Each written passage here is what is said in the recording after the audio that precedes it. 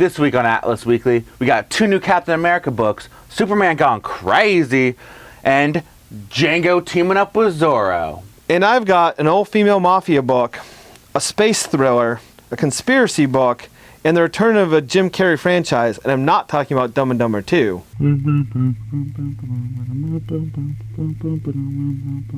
It's a big week for the new Captain America. All new Captain America #1 starts off his solo adventures, and Captain America and the Mighty Avengers continues the Mighty Avengers series from a couple of months ago, this time led by Sam Wilson.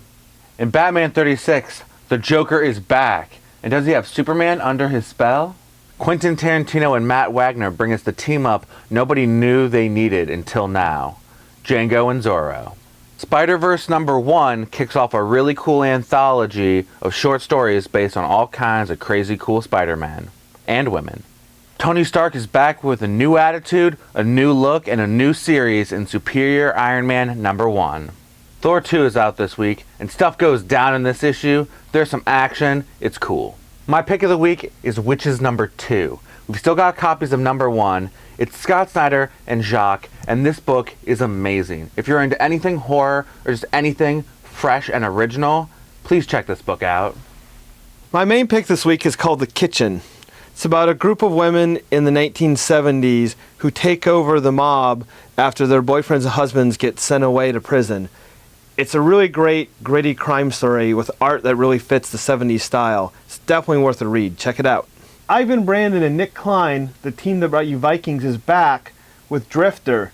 It's a dark sci-fi story with gorgeous art. It's gritty and straightforward. If you're into this kind of thing, you probably want to check this one out. If you're into conspiracy theories, you might want to check out Deep State from Boom Studios. It's all about the conspiracy theory of the faking of the moon landing and what happens when the repercussions come back to haunt us. And if you're not sick of hearing me talk about Justin Jordan, it's from Justin Jordan. For those of you that like your comics in itty bitty format, Art Balcazar and Franco are back with Itty Bitty Mask. It's a real cute story that kids would enjoy and could probably even read themselves. If you're in the mood for a good anthology and helping a good cause, you might want to check out Hero Comics 2014. With short stories from Sam Keith, Kurt Busiek, and Mike Grell, it's not only a good read, but the proceeds also go to helping comic creators who are in need. Also new this week from Dark Horse Comics is The Resurrectionist by Fred Van Lente. It's a museum heist that goes wrong when some supernatural elements from Egypt show up.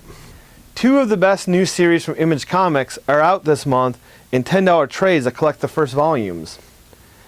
The Wicked and Divine from Kieran Gillen is all about gods in the real world. It reminds me a little bit of Neil Gaiman's American Gods. It's an excellent read. Also out from Image Comics in a $10 trade is Shudder by Joe Kidding. It's kind of hard to describe if you haven't read it. It's got talking animals, time travel. It's weird but really good. If you've never read Lock and Key but always wanted to, it's out this week in a complete box set that collects all 6 volumes in a sweet slipcase.